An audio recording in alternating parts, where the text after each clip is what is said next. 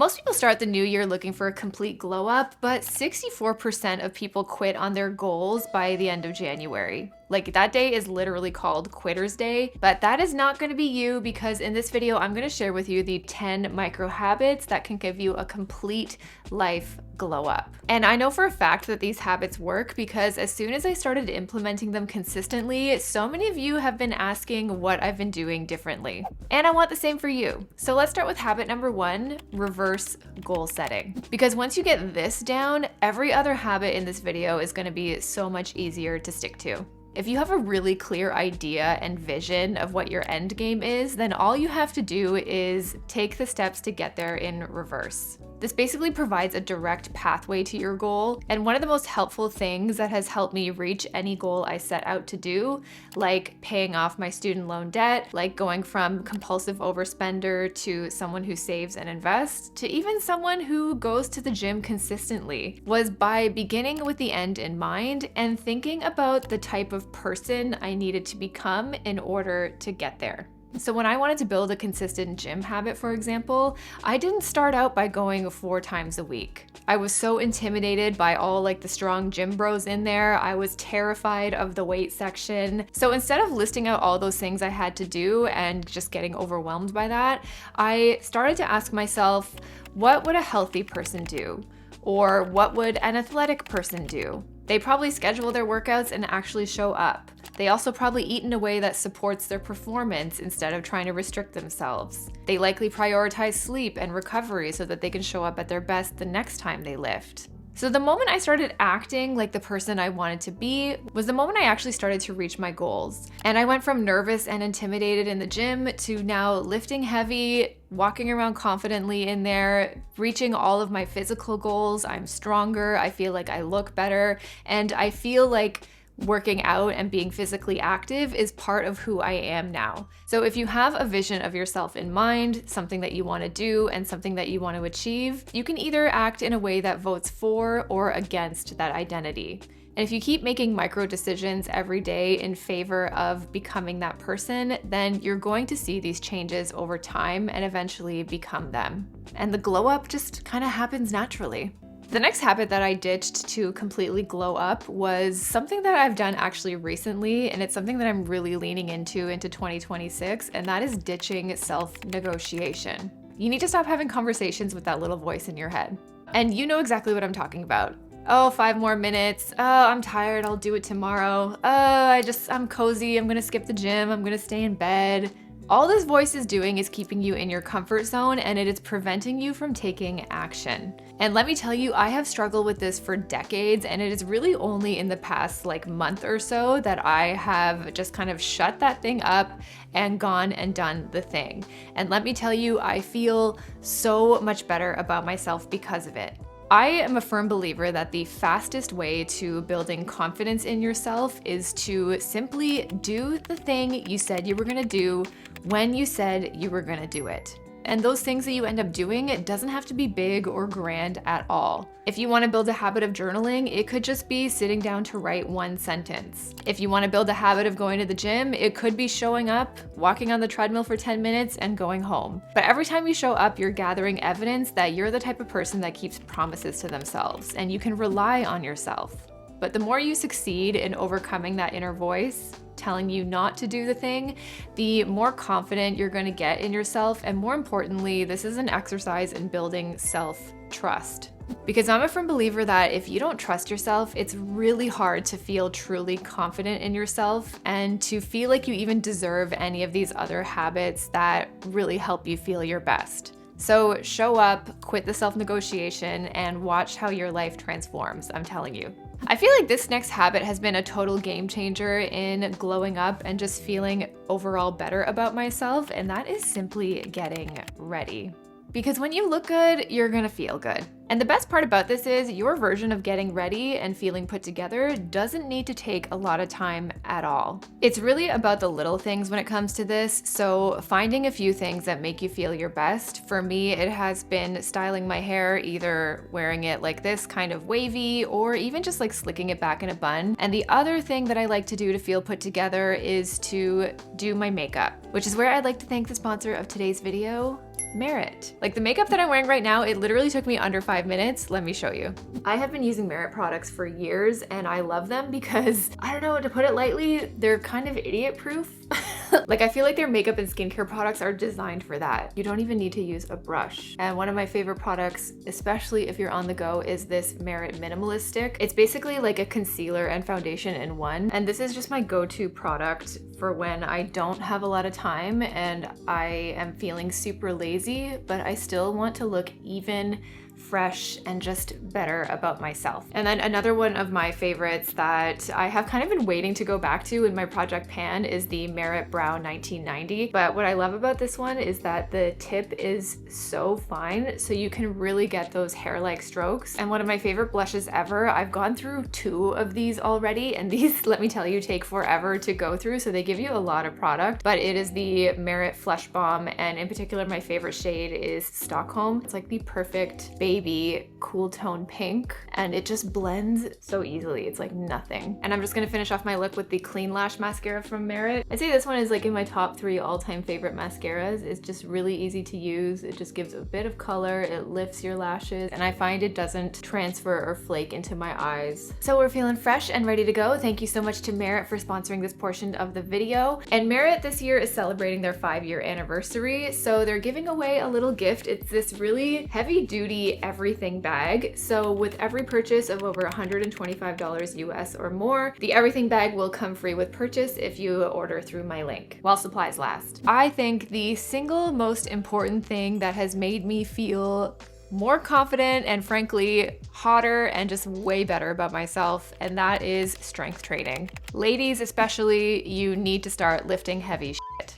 Strength training consistently has not only transformed my body, but it has completely transformed my self-confidence, my mind, and even just my belief in what I'm capable of doing. Not only can it completely transform your body composition and help you build muscle, and no, it will not make you bulky. That is extremely difficult to do, so don't be afraid of that. But especially for women, long-term as we age, you need to incorporate some kind of resistance training to not only prevent muscle loss, but to prevent other issues like osteoporosis and bone loss. So not only is strength training super important for your health, but you're just gonna look hotter and feel better about yourself at any age. And with this, you don't have to start big. You don't have to go and like lift heavy barbells right away. You can start with your own body weight. Incorporating some sort of resistance and strength training into your routine is going to completely transform not only your body, but your mind too. So highly, highly recommend it.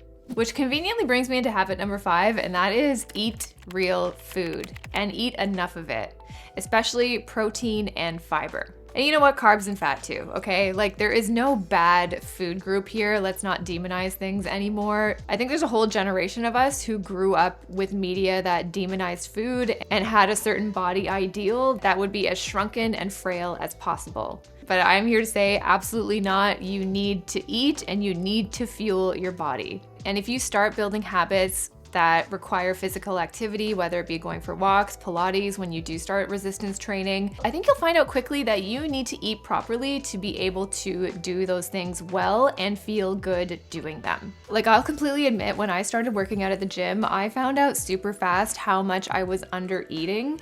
And as soon as I started eating properly, eating enough calories, and viewing food as fuel rather than something that I needed to cut out or demonize certain food groups, was when so many aspects of my life started taking such a positive turn. Not only was I able to perform better in the gym, but I had more energy overall. And a lot of you guys lately have been asking me about my hair and how it grew so fast, and it's looking good lately, I guess. Thank you very much. But I'm going to attribute a lot of that to not necessarily products, but to the fact that I'm actually eating enough to fuel my body. And on top of all that, quite frankly, I'm less of a cranky bitch because I am not hangry anymore. I actually eat. And the other nice thing about eating mostly whole foods and prioritizing things like getting enough protein, getting enough fiber, and ensuring you're getting enough fat and carbohydrates to fuel you correctly, is that you actually stop craving all the other junk food and convenience food that I find is so easy to rely on. And I feel like can be part of the reason why we often feel too sluggish or too tired to even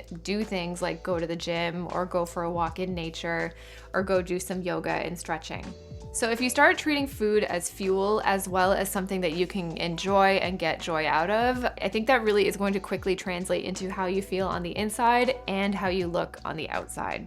The next thing is quitting alcohol, or at the very best, trying to minimize it. I actually haven't had a drink since December of 2022, and I stopped because I realized any form of alcohol just made me feel like absolute shit.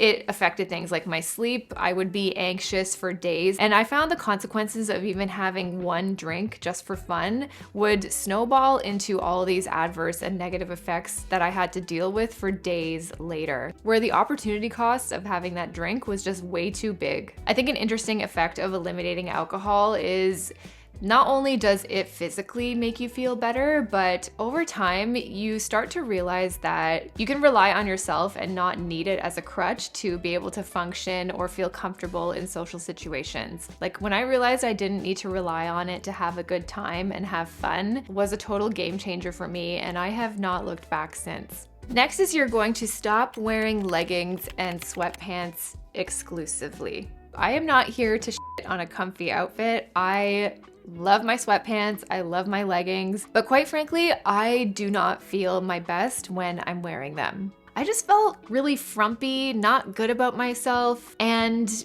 you know what? I was actually wasting a lot of money because I still liked buying clothes, but I was never wearing them. And that was because I viewed my regular life as not worthy enough to wear my good clothes in. There's a concept in psychology called enclothed cognition, where what you wear has a direct impact in how you perceive yourself and how you perform. So if you're wearing something that you feel good in, that you feel smart in, beautiful in, confident in, that is going to translate. And my hoodie, leggings, and sweatpants all the time, even though they were comfy, cozy, they didn't always make me feel my best. In fact, they can kind of make you feel like you're giving up and that you don't really deserve to feel any better than that. And this absolutely does not mean that you need to throw on your most tailored pair of pants and wear a blazer every day, especially if you're working from home. But taking a few extra minutes to get dressed or put something on that feels good really does have an impact in how you feel about yourself. And for those of you who do work from home, I have found a few bottoms that really truly do feel like a happy medium when I do want the feeling of a sweatpant, but I don't actually want to look like I'm in one. So specifically, some of my favorites have been these Daydrift pants from Lululemon. They look like a dress pant, but they feel like a jogger, so they're kind of like my comfy pant put together hack. Or these Winslow pants in the sweatpant material or in the crispy nylon from Tibi.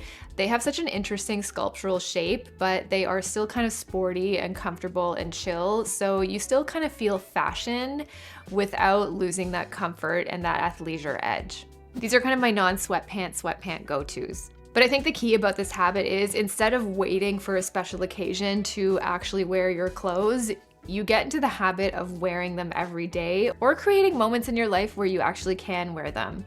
If you do work from home, then, get changed, put on a little fit, and go out to the grocery store to run an errand. Or you can put on a cute outfit for school drop-off. How we spend our days is truly how we spend our lives, so instead of waiting for those little moments to get dressed, start creating them for yourself. This next habit is a bit of a new one for me, and it's something that I am still figuring out, but it is wearing your best colors. Color analysis for some people can be a bit controversial, and I was kind of a pick-me about it for years too, where I just didn't really believe in it. And part of me still kind of doesn't, in the sense of if you like a color and you love to wear it and you feel good in it, then just wear it. I don't know what to say, but I found when I did get a color analysis and I started wearing those colors that were in my palette, I started to feel a lot better. I felt brighter, I felt fresher. So if you want to feel brighter and actually look like you're glowing, literally, get a color analysis and start wearing those colors. Because I don't know what sorcery it is, but I think it really works. This next habit I think is going to be the hottest habit of 2026, and I think everyone is kind of craving this too, and that is just going analog.